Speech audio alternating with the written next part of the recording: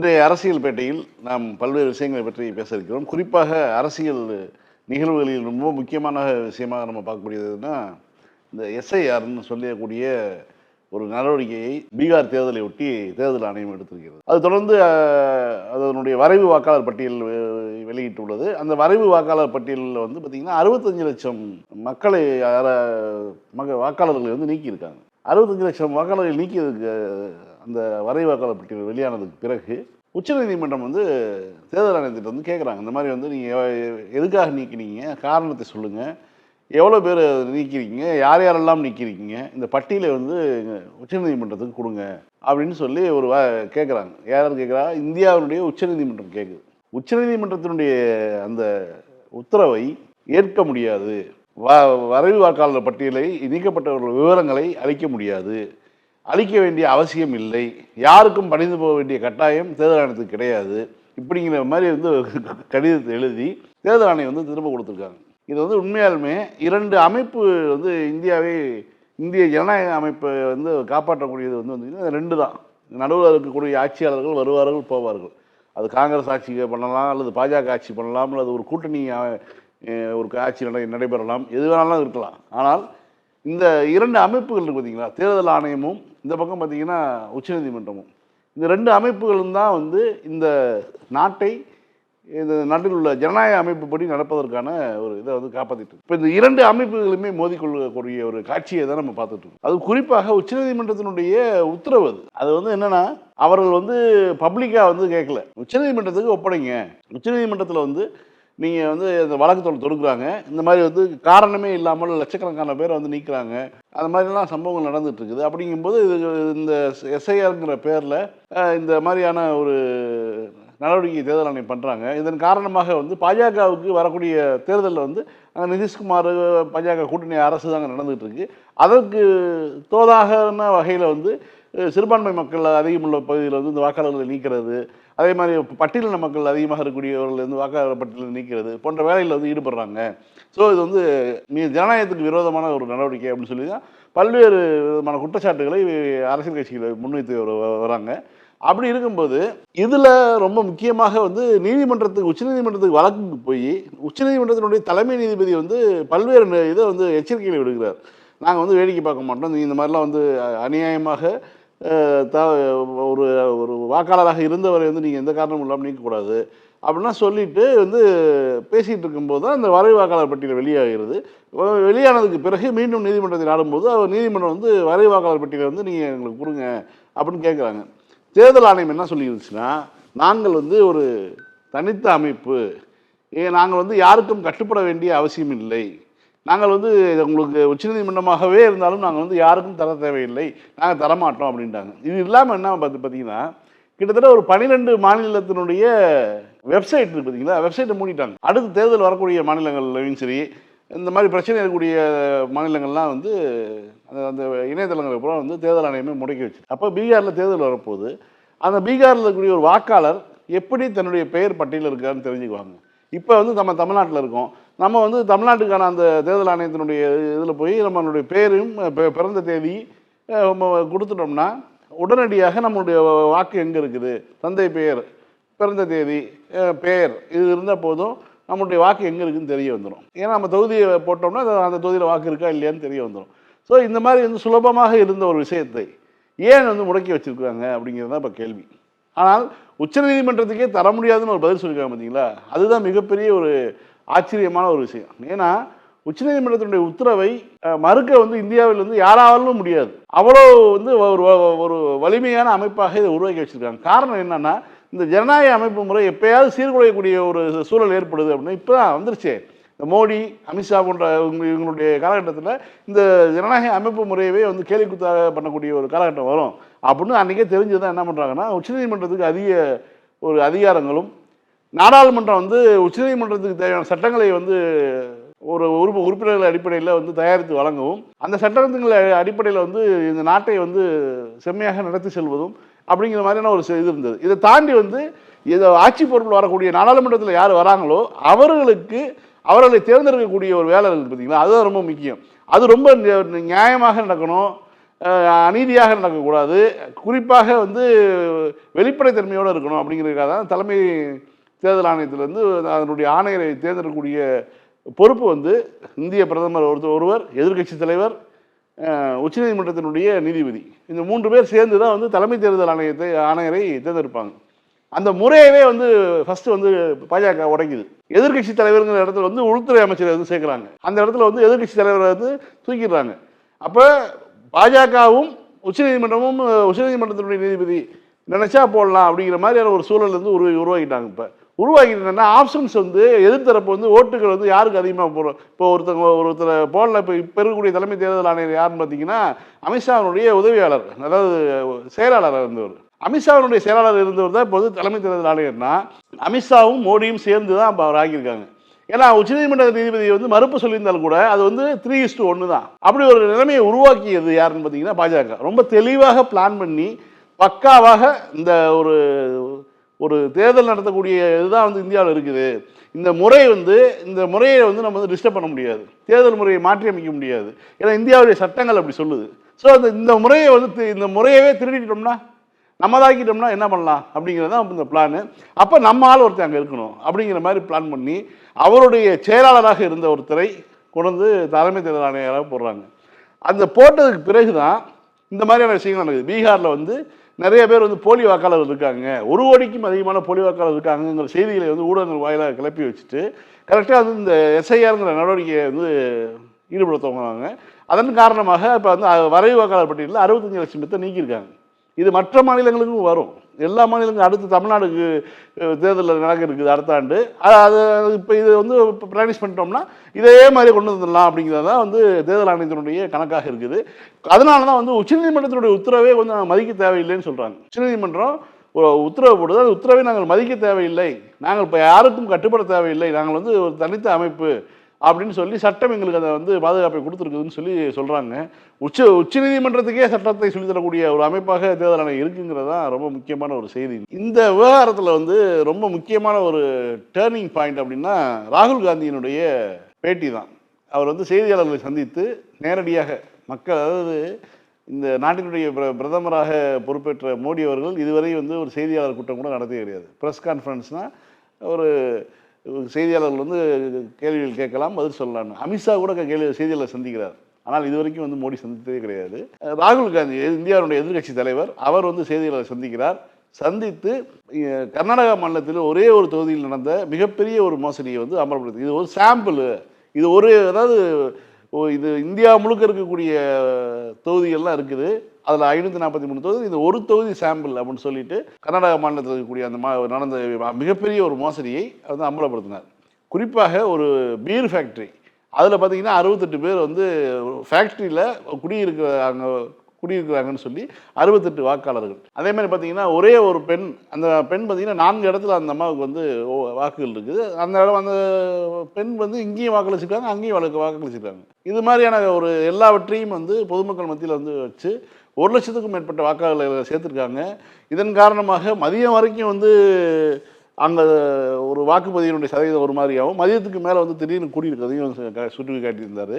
அதே மாதிரி வந்து பார்த்தீங்கன்னா தேர்தல் அந்த வாக்கு எண்ணிக்கையின் போதும் கூட வந்து முன்னணியில் இருந்த காங்கிரஸ் வந்து அந்த தொகுதியில் தோற்றதுக்கான காரணம் இந்த வாக்குகளுடைய இதுதான். ஏன்னா வந்து நேரமாக வந்து பாஜக முன்னுக்கு வரக்கூடிய ஒரு சூழல் அங்கே ஏற்பட்டது. அதற்கு பிறகுதான் இந்த மாதிரி ஒரு காங்கிரஸ் வெற்றி வாய்ப்பில் ஒரு தொகுதியில் இப்படி நடந்திருக்கே, இப்படி இருக்கிறதுடைய காரணம் என்ன அப்படின்னு சொல்லி அவங்க ஆராய போய் தான் வந்து இப்போ வந்து தேர்தல் கொட்டின மாதிரி வந்து மாட்டிக்கிச்சு தேர்தல் ஆணையம். இப்போ என்ன பண்ணியிருக்காங்கன்னா, அந்த மாநிலத்தினுடைய தேர்தல் ஆணையம் வந்து ராகுல் காந்திக்கு நோட்டீஸ் அனுப்பியிருக்காங்க. நீ மரியாதையாக வந்து மன்னிப்பு கேட்கணும், நாட்டு மக்கள்கிட்ட மன்னிப்பு கேளுங்க, இல்லாட்டினா எங்களுக்கு வந்து பதில் சொல்லுங்கன்னு சொல்லியிருக்காங்க. இவர்களை வந்து உச்சநீதிமன்றம் கூப்பிட்டா எங்களுக்கு வர தேவையில்லை, நாங்கள் போக முடியாது, எவனுக்கு நாங்கள் வந்து கட்டுப்பட மாட்டோம்னு பதில் சொல்லுவாங்களாம். இந்த நாட்டினுடைய எதிர்க்கட்சி தலைவர் ஆதாரபூர்வமாக வந்து எடுத்து வைக்கிறார். அவர் வந்து என்னென்ன ஊழல் நடந்திருக்கிறது, என்னென்ன தவறு நடந்திருக்குது, வாக்குகள் திருடப்பட்டுள்ளன அப்படிங்கிறத வந்து அம்பலப்படுத்தி ஒரு ப்ரெஸ் கான்ஃபரன்ஸ் வைக்கிறார், செய்தியாளர்களை சந்திக்கிறார். அப்படியேப்பட்ட ஒரு செய்தியை எப்படி நீங்கள் மறுக்கணுமோ அப்படி மறுக்கணும். அது இல்லாமல் அதுக்கு தொடர்ந்து வந்து செய்தியாளர்கள் அந்த இடத்துக்கு போயிட்டாங்க. NDTV செய்தியாளர்லாம் போய் அந்த பீர் கம்பெனி ஃபோட்டோ எடுத்து போடுறாங்க, அந்த ஒரு இல்லாத அட்ரஸில் வந்து 11,000 பேர் இருக்க மாதிரி நான் செய்திகளாக இருக்கட்டும், இந்த மாதிரி வந்து போலி வாக்காளர்களை எப்படிலாம் சேர்த்துருக்காங்கிறத வந்து சொன்னார் இல்லையா, அது சொன்னதை வந்து அவர்கள் அடுத்தடுத்து ஊடகத்தில் போய் வந்து பார்த்து அது உண்மைதான நிரூபணம் ஆயிருக்குது. இப்படியேப்பட்ட சூழலில் அதை பற்றி எல்லாம் பேசாமல் இதை வந்து மக்கள்கிட்ட போய் ஏன் சொன்னீங்கன்னு சொல்லி ராகுல் காந்திக்கு நோட்டீஸ் அனுப்பியிருக்கிறது கர்நாடக மாநில தேர்தல் ஆணையம். ஆனால் அவர் இன்னைக்கு வந்து இந்திய தேர்தல் ஆணையத்தை நோக்கி பேரணி போய் கைது செய்யப்பட்டிருக்காரு. இன்னைக்கு கிட்டத்தட்ட 260 எம்பிக்கள் வந்து கைது செய்யப்பட்டிருக்காங்க. இந்தியாவில் வந்து மிகப்பெரிய ஒரு மோசமான ஒரு காலகட்டத்தில் நம்ம இருக்கிறோம் அப்படிங்கிறதுக்கான ஒரு எடுத்துக்காட்டு தான் இது. இந்த ஒரு இந்த ஸ்டேஜுக்கு பார்த்தீங்களா, இந்த ஸ்டேஜுக்கு கொண்டு வந்து நிப்பாட்டிக்கிறது வந்து பாஜக. ஏன்னா 3வது முறை வாய்ப்பு கிடைக்கும் போது அவர்கள் வந்து அடுத்து 4வது முறையும் 5வது முறையும் 6வது முறையும் நிரந்தரமாகவும் இந்தியாவை ஆட்சி செய்வதற்கான வழிகளை வந்து தேட துவங்கிட்டாங்க. இதுதான் உண்மை. ஆனால் நம்ம வந்து என்ன நினச்சிட்டு இருந்தோம்னா, வடக்க இருக்கிறவங்க ஓட்டு போடுறாங்க, வடநாடுகளில் வந்து வட மாநிலங்களில் வந்து பாஜக வாக்குகள் கிடைக்கின்றன, அதன் காரணமாக அவர்கள் மீண்டும் மீண்டும் ஆட்சியை பிடிக்கிறாங்க. என்னதான் தென் மாநிலங்கள் வந்து பாஜக வெறுத்து ஒதுக்கினாலும் வட மாநிலங்களுடைய வாக்குகளை வைத்து அவர்கள் மீண்டும் ஆட்சிக்கு வராங்க நம்ம நினச்சிட்டு இருந்தோம். ஆனால் வட மாநிலங்களில் நடக்கிறதே வந்து மோசடியான தேர்தல் அப்படிங்கிறது தான் வந்து இப்போ நம்ம வந்து ஒரு முடிவுக்கு வந்திருக்கோம். அப்போ இந்தியாவுடைய தேர்தல் ஆணையத்தை கலைக்கணும்னு சொல்லி தான் இப்போ குரல்கள் வர ஆரம்பிச்சிருச்சு. இந்த தேர்தல் ஆணையம் என்பது நம்பிக்கைக்குரியதாக இல்லை. ஆகவே தேர்தல் ஆணையத்தை கலைத்து விட்டு புதிதாக வந்து நியமிக்கணும் அப்படிங்கிறது தான் வந்து மக்களுடைய குரலாக இப்போ வந்து வெளிப்பட துவங்கி இருக்குது. குறிப்பாக வந்து பார்த்திங்கன்னா, இந்த தேர்தலுக்கு ஒரு காலகட்டத்திலையும் ஒவ்வொரு காலகட்டத்திலையும் ஒவ்வொரு விஷயங்கள் நடக்கும். அந்த மாதிரி இந்த தேர்தல் ஆணையத்தினுடைய இந்த விவகாரம் பார்த்தீங்களா, இது வந்து யாருக்கு அதிகாரம் மிக்கத ஒரு அமைப்பு அப்படிங்கிற ஒரு போட்டியில் கொண்டு விட்டுருக்கு. இப்போ உச்சநீதிமன்றத்துக்கும் தேர்தல் ஆணையத்துக்கும் வந்து யார் அதிகாரமிக்க அமைப்பு, யாரை கட்டுப்படுத்துவது அப்படிங்கிற இடத்துல வந்து நிற்கிது. ஆனால் இந்த அமைப்புக்கு சப்போர்ட் பண்ணி பாஜகவை சேர்ந்த யாருமே எதுவுமே பேசுறது இல்லை. என்ன சொல்கிறாங்கன்னா, மேற்கு வங்காளத்தை சேர்ந்தவர்கள் வந்து இங்கே குடி வந்துட்டாங்க, பீகார், அதாவது எப்படி பாகிஸ்தானை காட்டி வந்து மற்றவர்களை மிரட்டி ஏமாற்றி வாக்குகளை வாங்குறாங்களோ அதே மாதிரி இப்போ என்ன பண்ணுறாங்கன்னா மேற்கு வங்காளத்தை காட்டுறது. மேற்கு வங்காளத்தில் வந்து இப்போ பீகாரில் குடியேறிட்டாங்க, அவர்கள் இங்கே வாக்காளராக மாறிட்டாங்க, அதனால தான் நாங்கள் இந்த மாதிரி தீவிர கலையெடுப்பு நடவடிக்கையில் ஈடுபடுவாங்கிறாங்க. ஆனால் இவர்கள் கர்நாடக மாநிலத்தில் செய்த ஊழலை வந்து வெளிப்படையாக வந்து அம்பலப்படுத்தி இருக்கிறார் ராகுல் காந்தி. ஓட் சோரின்னு சொல்லி ஒரு வெப்சைட்டை வந்து அது உருவாக்கி தன்னுடைய அன்றைய செய்தியாளர் சந்திப்பில் அவர் கொடுத்த எல்லா விதமான ஆதாரங்களையும் அங்கே போட்டு வச்சிருக்காரு. இப்போ தேர்தல் ஆணையம் கூப்பிடுறாங்களே, தேர்தல் ஆணையம் அந்த வெப்சைட்டை பார்க்கணும். ஆனால் அவங்க வெப்சைட்டை மூடிட்டு போகிறாங்க. தேர்தல் ஆணையம் தன்னுடைய வெப்சைட்டை மூடிட்டு போகுது. ஆனால் தேர்தல் ஆணையத்தினுடைய தகுதி திட்டங்களை அம்பலப்படுத்திய ராகுல் காந்தி தன்னுடைய ஆதாரங்களை பொது வெளியில் இன்னைக்கு வந்து இணையதளத்தில் போட்டு வச்சிருக்காரு. இதுதான் இன்னைக்கு வந்து நடந்துட்டு இருக்கு. இப்போ நாட்டில் வந்து எவ்வளோ மிக மோசமான நிலைமையில் இருக்குன்னு பார்த்துக்குங்க. நாம் வந்து ஒரு இந்தியாவை ஆள்வது யார் என்பதும் அந்தந்த மாநிலங்களை யார் ஆட்சி செய்வது என்பதையும் மக்கள் தான் வந்து முடிவெடுக்கிறாங்க. ஒவ்வொரு மனிதனுக்கும் ஒரு வாக்கு என்கிற ஒரு உரிமையை இந்தியா கொடுத்துருக்கிறது. இந்திய குடிமகனுக்கு இந்திய அரசு கொடுத்துருக்குது. அதை நம்பி தான் வந்து அவர்கள் இருக்கிறாங்க. அந்த நம்பிக்கையோடு தான் இத்தனை மாநிலங்கள் வந்து ஒற்றுமையாக ஒரு இந்திய ஒன்றியமாக இருக்கிறோம். அப்படி இருக்கும்போது இந்த ஒன்றியத்தில் நடக்கக்கூடிய தேர்தலிலே வந்து மிக பெரிய ஒரு மோசடியை வந்து ஒன்றிய அரசு, ஒன்றியத்தினுடைய தலைமை தேர்தல் ஆணையம் செய்கிறது, அதற்கு உடன்படுகிறது அப்படிங்கிற மாதிரி செய்திகள் வரும்போது இந்த அமைப்பின் மீதே நமக்கு வந்து மிகப்பெரிய ஒரு கேள்விக்குறியை உருவாக்குதா இல்லையா? அடுத்ததாக துணை ஜனாதிபதிக்கான தேர்தல் அதுவும் வந்துருச்சு. இப்போ கிட்டத்தட்ட 2 மாநிலங்களவை மக்களவை 2 இதையும் சேர்த்தா 781 எம்பிக்கள் வராங்க. அதில் பாஜகவுக்கு 391 எம்பிக்களுடைய செல்வாக்கு இருக்குது. அதன் காரணமாக பாதிக்கும் மேற்பட்ட எம்பிக்களை கையில் வச்சுருக்கனால வெற்றி வாய்ப்பு வந்து பாஜகவுக்கு நிறையவே இருக்குதுன்னு வச்சுக்கோங்களேன். ஏன்னா ஜெகதீப் தன்கர் வந்து உடனடியாக காலையில் வந்து அவர் வந்து சில விஷயங்கள் செய்தார், பேசினார் என்பதற்காக உடனே ஒரு ஃபோன் வருது. ஃபோன் வந்தோடனே அவர் வந்து உடம்பு சரியில்லைன்னு சொல்லிட்டு ரிசைன் பண்ணிடுறார். இந்தியாவுடைய துணை ஜனாதிபதி எந்த காரணமே இல்லாமல் வந்து ரிசைன் பண்ணிடுறார். கேட்டால் எனக்கு உடம்பு சரியில்லைன்னு சொல்லி. அதற்கு பிறகு இன்னைக்கு வரைக்கும் அவர் வந்து யாருடைய தொடர்புலையும் இல்லை. அதை தான் வந்து இப்போ கேட்டுட்டு இருக்காங்க நிறைய பேர் வந்து ஜெகதீப் தன்கருக்கு என்ன ஆச்சு, அவர் வந்து அடுத்து வந்து நீதிமன்றத்தில் போய் பெட்டிஷன் போட்டு அவருக்கு என்ன உண்மையாலுமே உடல்நிலை சரியில்லையா அல்லது என்ன அவர் யாரும் கடத்தி வச்சுருக்காங்களா அப்படிங்கிற ஒரு கேள்வி. ஏன்னா சிவசேனாவினுடைய சஞ்சய் ராவத் கேட்குறாரு, ஜெகதீப் தன்கர் எங்கே, என்னைக்கு ரிசைன் பண்ணாரோ அன்னையிலேருந்து அவர் ஆளக்கணா அப்படிங்கிறதான் கேள்வியாக இருக்குது. இந்த சூழ்நிலையில் தான் இப்போ வந்து வரக்கூடிய இந்த தேர்தல் வருது, துணை ஜனாதிபதிக்கான தேர்தல். இந்தியா கூட்டணியின் சார்பில் வந்து வெற்றி வாய்ப்பு இல்லாத சூழலில் கூட வந்து எதிர்ப்பை பதிவு பண்ணணும் அப்படிங்கிறதுக்காக வந்து ஒரு பொது வேட்பாளருக்கு நிறுத்துவது பற்றியான ஒரு ஆலோசனை இருக்காங்க. இந்த நேரத்தில் தான் ஜெகதீப் தன்கர் எங்கே அப்படிங்கிற ஒரு கேள்வி வருது. இந்த கேள்வி ரொம்ப முக்கியமான கேள்வி. ஏன்னா இந்தியாவினுடைய துணை ஜனாதிபதியாக இருந்தவர், எம்பிக்களால் தேர்ந்தெடுக்கப்பட்ட ஒருத்தர் வந்து திடீர்னு காணா போயிடுறாரு அப்படின்னா என்னன்னு கேட்கணுமா இல்லையா? ஏன்னா அவருக்கு உடல்நிலை சரியில்லையா, மருத்துவமனையில் அனுமதிக்கப்பட்டிருக்காரா, இல்லை என்ன பண்ணிட்டு இருக்காரு அப்படிங்கிறது வந்து ரொம்ப முக்கியமான ஒரு கேள்வி. அந்த கேள்வியை சிவசேனாவினுடைய சஞ்சய் ராவத் எழுப்பியிருக்கார். இதில் இன்னொரு விஷயமும் இருக்குது. அதாவது இந்த தேர்தல் ஆணையம் எப்படி செயல்படுறாங்கன்னு பார்த்தீங்கன்னா, பீகாரில் குற்றச்சாட்டு சொன்ன தேஜஸ்வி யாதவ், அதாவது லல்லு பிரசாதனுடைய மகன், முன்னாள் துணை முதல்வர் தேஜஸ்வி யாதவனுடைய வாக்காளர் அடையாள அட்டை 2 இடத்துல இருக்குது, அதுக்கு பதில் சொல்லுங்கன்னு சொல்லி ஒரு இது பண்ணியிருந்தாங்க. அதாவது இந்த புகார் எஸ்ஐஆருக்கு எதிரான புகாரை முன்வைத்தது, நீதிமன்றத்துக்கு சென்றது, இது போன்ற விஷயங்கள் அவர் ஈடுபட்டு கொண்டு இருக்கும்போது தேர்தல் ஆணையம் என்ன பண்ணுறாங்கன்னா, நீங்கள் வந்து எப்படி உங்களுக்கு 2 கார்டு இருந்துச்சுன்னா, அவர் வந்து எனக்கு தெரியாது, என்கிட்ட இருக்குது ஒரு கார்டு தான் இருக்குதுன்னு சொல்லி அவர் பதில் சொல்லியிருக்காரு. அதுதான் சரி. ஆனால் இன்றைக்கு பாஜகவினுடைய கூட்டணி ஆட்சி நடைபெறக்கூடிய பீகாரில் துணை முதலமைச்சராக இருக்கக்கூடிய விஜயகுமார் சின்ஹாவினுடைய பெயரில் 2 வாக்காளர் அடையாள அட்டைகள் இருக்குன்னு சொல்லி அந்த 2 நம்பரையும் வந்து ரிலீஸ் பண்ணியிருக்காரு தேஜஸ்வி யாதவ். நீங்கள் யாராவது குற்றச்சாட்டு ஒரு அரசியல்வாதிகள் தேர்தல் ஆணையத்தின் மீது குற்றச்சாட்டை முன்வைத்தால் அவர்களுக்கு நோட்டீஸ் அனுப்பி வான்னு சொல்லி கூப்பிட்றாங்க, பதில் சொல்லுங்கிறாங்க. எல்லாரும் நாட்டு மக்கள்கிட்ட போய் மன்னிப்பு கேளுங்க. ராகுல் காந்திக்கு சொல்லியிருக்காங்க, நாட்டு மக்கள்கிட்ட போய் மன்னிப்பு கேளுங்கன்னு. இவர்களை பற்றியான குற்றச்சாட்டுக்கு எந்த விதமான விளக்கமும் கொடுக்கல. இப்போ என்னன்னா, பீகாருடைய துணை முதலமைச்சருக்கு 2 வாக்காளர் அடையாள அட்டை இருக்குங்கிறத அவர் வந்து எடுத்து வெளியிலே போட்டார். முன்னாள் துணை முதலமைச்சர் தேஜஸ்வி யாதவ் எடுத்து வெளில போட்டார். ஒரு என்னை சொன்னீங்களே இந்த மாதிரி ஒரு பேரில் இருக்குது அப்படின்னோடனே அவர் ரிப்ளை பண்ணுறாரு, இல்லை நான் வந்து நவம்பர் 2024 பெட்டிஷன் கொடுத்துட்டேன், ஆனாலும் அவங்க நீக்காம வச்சுருக்காங்க. அப்படின்னா எந்த லட்சணத்தில் இந்த எஸ்ஐஆர் நடைபெற்றிருக்கும்? இந்த சிறப்பு ஸ்பெஷல் அந்த இது போட்டிங்க இல்லையா ரெவிஷன்னு, அந்த ஸ்பெஷல் ரெவிஷன் வந்து என்ன மாதிரியான விஷயங்களை பண்ணியிருக்குது? இப்போ 65 லட்சம் பேர் வந்து நீக்கியிருக்காங்கன்னா, அந்த 65 லட்சம் பேரை வந்து யாரெல்லாம் நீக்கியிருக்காங்கன்னு யாருக்குமே தெரியாது. அதை வந்து நீங்கள் வந்து இணையதளத்தை முடக்கிட்டாங்க. அந்த பட்டியலில் ஒன்றிய இது உச்சநீதிமன்றம் கேட்குறாங்க, உச்சநீதிமன்றம் தரமாட்டேங்கிறாங்க. இப்போ வந்து என் பேர் நீக்கப்பட்டிருக்குது அப்படின்னு சொல்லி ஒரு வாக்காளர் வந்து சந்தேகப்பட்டான்னா, என் பேர் இருக்கா இல்லையான்னு கூட பார்க்கறதுக்கான ஏற்பாடு அங்கே கிடையாது. இந்த வரைவு வாக்காளர் பட்டியலில் போய் எப்படி தேடுறது? நீ இங்கேருந்து நீக்கி கொண்டு போய் வேற எங்கேயா சேர்த்து வச்சிருக்கியா, அல்லது என் பேரே இருக்குதா இல்லையா, வெப்சைட்டில் அதில் நீங்கள் போய் செக் பண்ணலாம்னா வெப்சைட்டில் இருக்காது, எப்படி தான் ஒருத்தர் தெரிஞ்சுக்க முடியும்னா சொல்ல முடியாதுங்கிறாங்க. இது உண்மையாலுமே தென் அமெரிக்க நாடுகளில் நடக்கக்கூடிய ஒரு பனானா ரிப்பப்ளிக்னு சொல்லுவாங்க, அது போன்ற ஒரு கண்ணை கட்டிய ஒரு தேர்தல் மாதிரி தான் தெரியுது. இந்த மாதிரியான நிலைமைகள் நீடித்தால் எதிர்கால இந்தியாவுக்கு வந்து இது நல்லதாக அமையாது என்பது தான் வந்து ஒரு நல்ல கருத்தாக இருக்க முடியும்.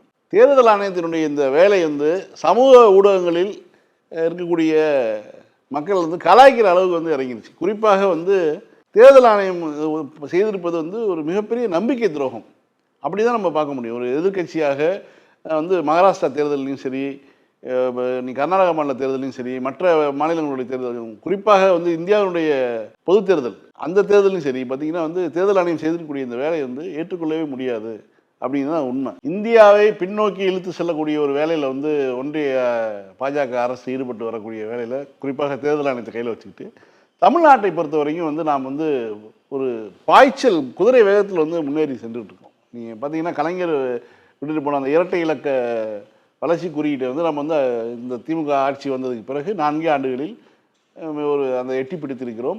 இன்னும் வந்து அதனுடைய வேகத்தை பார்க்கும்போது இன்னும் மீண்டும் ஒரு வாய்ப்பு திமுகவுக்கு கிடைக்கும்போது அதனுடைய வளர்ச்சி ரொம்ப அதிகமாக இருக்க போகுது, ரொம்ப நல்ல ஒரு நம்பர்ஸில் போய் நம்ம நிற்க போகிறோம் அப்படிங்கிறது தான். எப்படி ஒரு பட்ஜெட்டை வந்து கலைஞர் வந்து உபரி பட்ஜெட்டாக போட்டார் இல்லையா, எல்லாவற்றுக்கும் நிதி ஒதுக்கியதுக்கு பிறகு 1000 கோடி ரூபாய் வந்து மீதி இருக்கிறது அப்படின்னு சொல்லி ஒரு முறை கலைஞருடைய கடைசி ஆட்சி காலத்தில் வந்து உபரி பட்ஜெட் போட்டார். அது போன்ற ஒரு சூழல் வந்து தமிழ்நாட்டுக்கு வரப்போகுது அப்படிங்கிறது தெரிய வருது.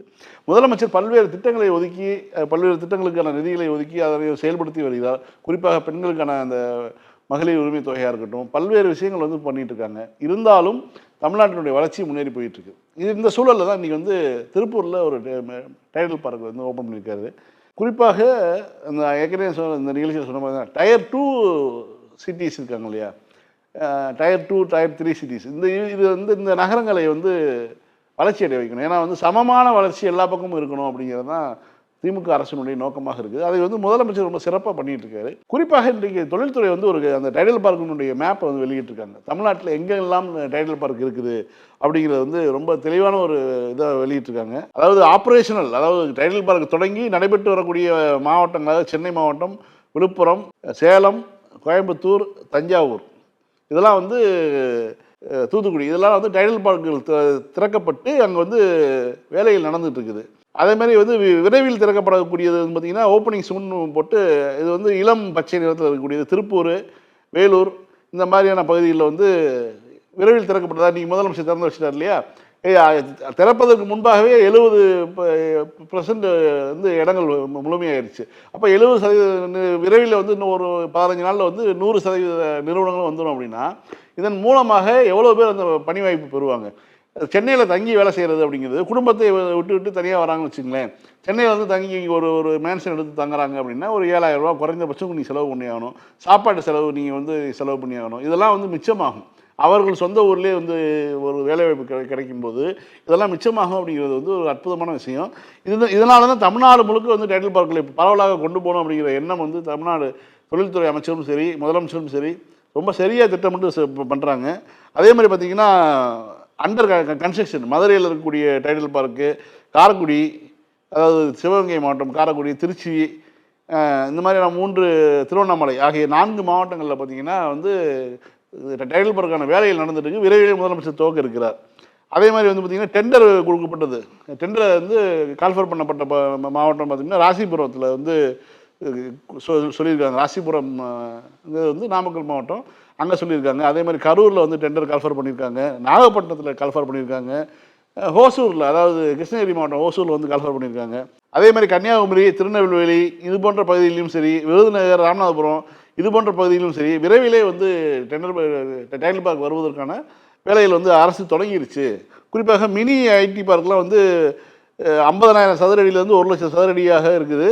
அதே மாதிரி வந்து அதெல்லாம் வந்து சின்ன சின்ன நகரங்களுக்கு வந்து பொருந்தும். 50,000 சதுர அடியிலேருந்து 1,00,000 சதுர அடிக்கு இருக்கக்கூடிய மினி டைட்டில் பார்க்குகளை உருவாக்குவது, அதன் மூலம் வந்து நிறுவனங்களை வந்து வாய்ப்புள்ள பகுதிகளில், இப்போ ஒரு குறிப்பிட்ட மாவட்டங்களில் வந்து அந்த ஒரு பொறியியல் மாணவர்கள் அதிகமாக இருக்காங்க, மென்பொருள் துறையில் இருக்கக்கூடியவர்கள் இருப்பாங்க அப்படின்னா, அந்த இடத்துக்கு கொண்டு போய் கம்பெனி போகிறது தான் பெஸ்ட்டு அப்படிங்கிறது தான் ரொம்ப முக்கியமான செய்தி. குறிப்பாக தமிழ்நாடு தொழில்துறை வந்து 2 விஷயங்களை பண்ணாங்க. ஒரு பக்கம் இது போன்ற விஷயங்கள் டைட்டில் பார்க்குகள் மூலமாக மென்பொருள் துறையில் வந்து வேலைவாய்ப்புகளை உருவாக்குறதுன்னு ஒன்று நடந்துட்டுருக்கு. இன்னொரு பக்கம் பார்த்திங்கன்னா, உற்பத்தி துறையில் ரொம்ப முக்கியமாக இந்த பார்த்திங்கன்னா இந்த வின்ஃபாஸ்ட் நிறுவனம், அந்த கார் வந்து அறிவித்து ஒரு ஆண்டு நிறைவு பெற்று சில மாதங்கள்லேயே பார்த்திங்கன்னா முதல் கார் வந்து சிஎம் போய் போன வாரம் இது பண்ணி வச்சுட்டார். ஸோ இவ்வளோ வேகமாக உற்பத்தி துறையில் செய்கிறாங்க. உற்பத்தி துறையில் செய்யும்போது என்ன பண்ணுறாங்கன்னா, இந்த பக்கம் நான் முதல்வன் ஸ்கீம் மூலமாக அந்த நிறுவனத்துக்கு தேவையான பயிற்சிகளை வந்து அந்த மாணவர்களுக்கு வழங்கி அல்லது படித்து முடித்தவர்களுக்கு வழங்கி அவர்களே இந்த நிறுவனத்தினுடைய அந்த பகுதியில் இருக்கக்கூடியவர்களுடைய வேலைவாய்ப்புகளை உருவாக்கி கொடுக்குறாங்க. இப்போ ஒரு அரசு பாருங்கள் எவ்வளோ பிளான் பண்ணி பண்ணுறாங்கன்னு. ஒரு நான் முதல்வன் ஸ்கீமில் காலேஜில் படிக்கும்போதே வந்து வருங்காலத்தில் என்னென்னலாம் தேவைப்படுமோ அதெல்லாம் ட்ரைனிங் கொடுக்குறாங்க. நீ வெறும் காலேஜ் கல்லூரியில் படிக்கக்கூடிய படிப்பு மட்டும் இல்லாமல் ஊடாக கூட ஒரு கோர்ஸ், அதுக்கான ட்ரைனிங் கொடுக்குறாங்க. படித்து முடித்தவர்களுக்கான பயிற்சி கொடுக்குறாங்க. இந்த மாதிரியான விஷயங்களை செஞ்சு கொடுக்கும்போதே உற்பத்தி வெளிநாட்டில் போய் வந்து முதலீடுகளை ஈர்த்து அதை வந்து இங்கே வைக்கிறாங்க. அதன் மூலமாக இங்கே படித்து முடித்தவர்களுக்கு வேலை வாய்ப்பு இங்கே கிடைக்குது. இன்னொரு பக்கம் பார்த்தீங்கன்னா மென்பொருள் துறை, இது மாதிரி ஒவ்வொரு துறை சார்ந்த இன்னொரு பக்கம் பார்த்தீங்கன்னா வேளாண் துறை, ஒவ்வொரு துறை வாரியாக அரசு வந்து கண்காணித்து ரெவியூ மீட்டிங் போட்டு முதலமைச்சர் வந்து அதை பார்த்துக்கிட்டே இருக்கார். டெவலப்பிங் இது என்ன ஆகிட்டுருக்குன்னு சொல்லி. அதனால தான் வந்து நம்மளுடைய இலக்காக $1 ட்ரில்லியன் நம்ம வச்சுருக்கோம் 2031. இந்தியாவில் எந்த மாநிலமும் வந்து துணிச்சலாக இது போன்ற ஒரு இலக்கை வந்து நிர்ணயித்ததே கிடையாது. தமிழ்நாடு துணிச்சலாக நிர்ணயிக்குதுன்னா அதுக்கான காரணம் அதனுடைய செயல்பாட்டு அமைப்பு, முதலமைச்சருடைய கண்காணிப்பு. இது இவ்வளவும் சிறப்பாக நடந்துட்டு இருக்குது. தமிழ்நாட்டை வந்து குறை சொல்லவே முடியாத இடத்துக்கு கொண்டு போய் நிப்பாட்ட போகிறாங்க. இந்தியா எப்படியோ வந்து இந்தியாவுடைய தேர்தல் ஆணையம் வந்து என்னென்னமோ பண்ணி இந்தியா பாஜகவினுடைய கரங்களில் வந்து இந்தியாவை நிரந்தரமாக வைத்திருக்கக்கூடிய வேலையில் ஈடுபட்டு இருக்குன்னு சொல்லி குற்றச்சாட்டுகள்லாம் சொல்கிறாங்க. இருந்தாலும் நாம் தமிழ்நாடு தனித்தே தெரிவோங்கிறத வந்து முதலமைச்சர் நிரூபித்து கொண்டே இருக்கிறார். குறிப்பாக இன்றைக்கு வந்து அவர் கோவை பயணத்தில் வந்து செய்த பல்வேறு நலத்திட்ட உதவிகளாக இருக்கட்டும், குறிப்பாக திருப்பூரில் இந்த டைட்டில் பார்க் பார்த்தீங்களா, ரொம்ப முக்கியமான ஒரு விஷயம். ஏன்னா திருப்பூர் டு கோயம்புத்தூர் போயிட்டு வர்றதுங்கிறது வந்து ஒரு பெரிய வேலை. 40 கிலோமீட்டர் தான் இருந்தாலும் அது ஒரு பெரிய வேலையாக இருக்கும். அது திருப்பூர்லேயே அது வாய்ப்பு பெறும்போது அப்போ அது திருப்பூர் மாவட்டத்தில் இருக்கக்கூடிய மற்ற அந்த மென்பொருள் துறையில் இருக்கக்கூடியவங்களுக்கு ஒரு பெரிய ஒரு சுமையை வந்து குறைஞ்ச மாதிரி இருக்கும். இந்த மாதிரி வந்து எல்லா பக்கமும் கொண்டு போயிட்டு இருக்கார் முதலமைச்சர். ஒரு வெற்றிகரமான ஒரு பயணத்தை தமிழ்நாடு பயணித்து கொண்டு இருக்கிறது, இந்தியாவுக்கே வழிகாட்டுகிறது. மீண்டும் நாளை மாலை 6:30 மணிக்கு சந்திப்போம். நன்றி, வணக்கம்.